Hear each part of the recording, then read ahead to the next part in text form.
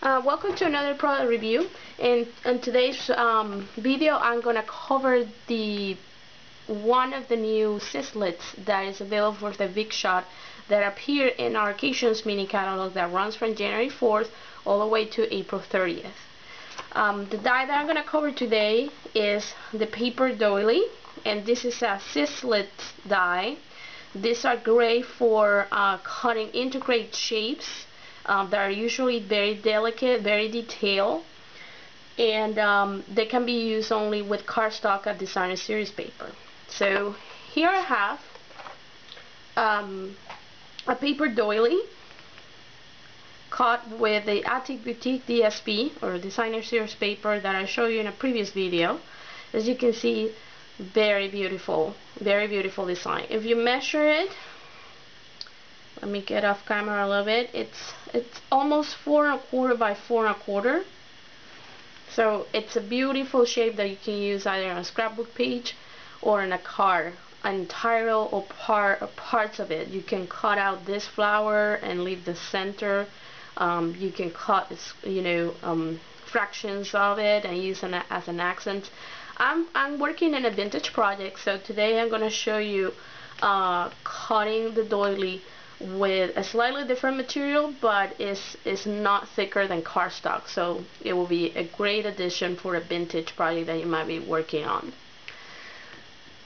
So in order to, I already passed the die through the machine, but I wanted to show you the sandwich and how I made it.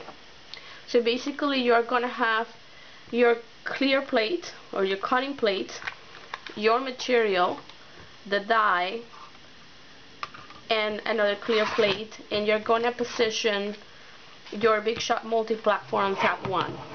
If you forget this, the reference for this is always located in your IBC book, on your idea book and catalog, and also you can read in here the instructions. So for the sizzlits, this is the tab that you usually use.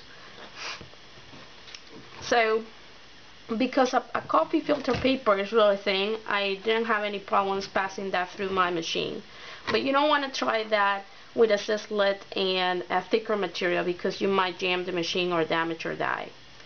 So this is the die. Before you use it again, you have to be careful and take all this paper excess that it gets stuck in the die. That's kind of normal with this type of dies. So what I usually just do is that I take a paper piercer and then pop them out. And then that my die will be ready to use once again. If you don't take them out, then the die might not cut out through the paper next time. So this is how it looks like. That's how big it is. And let me show you the final product. It's like static clean here. And then the first thing that you're going to notice when you get it out of the Big Shot is that it doesn't seem to cut through, but that is basically how this die works. Because it's so delicate, you don't want to put so much pressure on the material because it might break it. So this is what you're gonna get. The die does go through the paper, and what you just need to do is, in this case I'm just grabbing a pencil, and then I'm gonna go through, and then you're gonna see I'm gonna roll it over, and many of the pieces, especially the big ones, are gonna almost pop up right away. And because this is thinner than usual material, it might take a few roll-ups to do that, but you can see that the pieces are starting to come up very easily.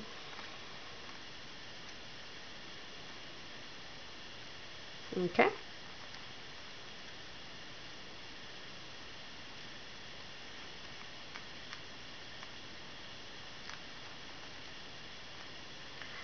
So for the very fine details, you might need to use again your paper piercer and then just push them carefully, and that will get them out of the way.